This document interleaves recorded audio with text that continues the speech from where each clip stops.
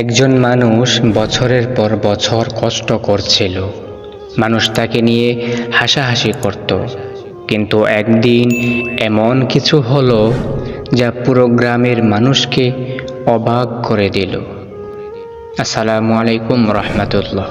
আশা করছি আপনারা সকলে ভালো আছেন এবং সুস্থ আছেন। সবাইকে রমজানুল মুবারকের শুভেচ্ছা।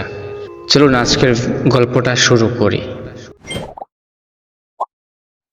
একটি ছোট গ্রামে বাস করতেন এক দরিদ্র কাঠ মিস্ত্রি। তিনি প্রতিদিন সকাল থেকে রাত পর্যন্ত কঠোর পরিশ্রম করতেন, তবুও তার আয় ছিল খুব কম। অনেক সময় তার পরিবারের খাবার জোটানো কঠিন হয়ে যেত। গ্রামের কিছু মানুষ তাকে বলতো, এত কষ্ট করেও তোমার জীবনে কোনো পরিবর্তন নেই। কিন্তু তিনি সবসময় বলতেন, আল্লাহ তাআলা সব দেখছেন, ধৈর্য ধরলে একদিন অবশ্যই ভালো কিছু হবে। একদিন সেই গ্রামে এক ধনী ব্যবসায়ী এলেন। তিনি একটি সুন্দর কাঠের কাজ খুঁজছিলেন। গ্রাম ঘুরতে ঘুরতে তিনি কাঠ মিস্ত্রির কাজ দেখলেন। তার কাজ এত সুন্দর ছিল যে ব্যবসায়ী অবাক হয়ে গেলেন। তিনি বললেন, আমি শহরে বড় একটি দোকান খুলতে চাই, তুমি কি আমার সাথে কাজ করবে?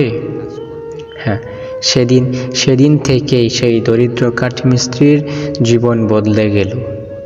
তিনি শুধু ধনীই হলেন না, গ্রামের মানুষের সম্মানও পেলেন। এই গল্পটি আমাদের কি শেখায় জানেন? এই গল্পটি আমাদের শেখায় ধৈর্য কখনো বৃথা যায় না।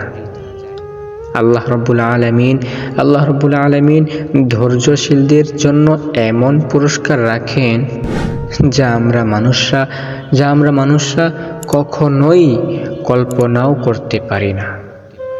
তাই আমাদের কি উচিত নয় যে রব্বে কারিম আমাদেরকে দুনিয়াতে পাঠিয়েছেন, সেই রব্বে কারিমের প্রতি কৃতজ্ঞ হওয়া, সেই রব্বে কারিমের প্রতি আমাদের ধৈর্যশীল হওয়া?